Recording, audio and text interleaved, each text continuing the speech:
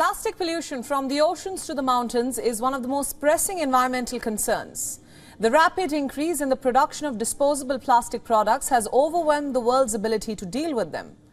And despite decades of efforts, plastic pollution is only getting worse. In the latest, delegates from many nations are meeting in the seaside city of Punta del Este in Uruguay to chart out a path to be the first global treaty to combat plastic pollution. We know that the world has a significant addiction to plastic, but we also know that the world has created a plastic crisis. A plastic crisis is also a climate crisis.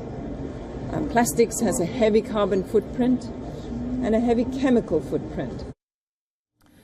The meeting in Uruguay, which will last for 5 days, is only the first step in the negotiations, while 4 more global meetings are planned to carry the process forward.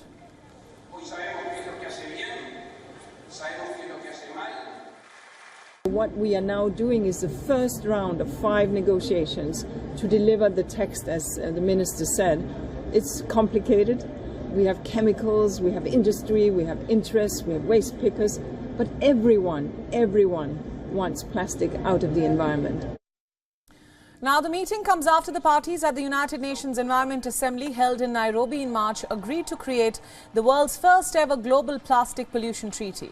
An intergovernmental committee would be tasked with finalizing binding plastics treaty by 2024. The decision was seen as the biggest environmental advance since the Paris Agreement that was signed in 2015 to curb global warming. It is ambitious to end plastic pollution, but it is entirely doable. It is in our hands. And I am very optimistic that we can work on the base of science, on the base of strong national leadership to deliver an agreement text by the end of 2 years. To give you a perspective as to why this meeting is so important, according to a World Wildlife Fund study, plastic production is forecast to double over the next 20 years, while the amount of plastic flowing into the ocean will triple, eventually causing a ripple effect, where there will be widespread environmental damage, destruction of sensitive ecosystems, and putting some species at the risk of extinction. Meanwhile, there are other reports that microplastics have been found in human blood, lungs, spleen, kidney tissue, and even in fetal tissue.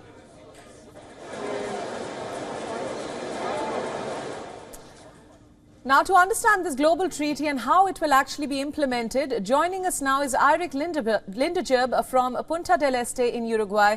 He is the Worldwide Fund's Global Plastics Policy Lead. Welcome to the broadcast, Eirik. Thank you so much. Now, this is certainly an ambitious initiative, the first global treaty to combat plastic pollution. Tell us, how do you hope to achieve this?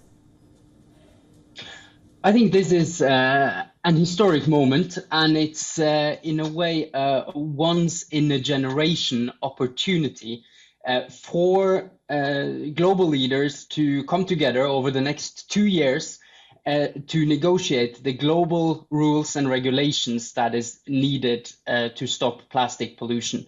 It will be tough negotiations for sure, as the introduction alluded to. But with the level of ambition that we've seen from a majority of countries in the opening plenary here in Uruguay yesterday, I think there is commitment from governments to negotiate an outcome, a treaty that actually does something, that actually puts in place the mechanisms we need at the global level to regulate ourselves out of this plastic pollution crisis. Saying that this is highly ambitious, you've seen commitment from different governments, but what will we actually see happening on ground in terms of initiatives? Shifting away from plastic is not just about global policies or what governments can do, it's also a change in mindsets. Can consumers give up on plastic, and can companies stop using plastic?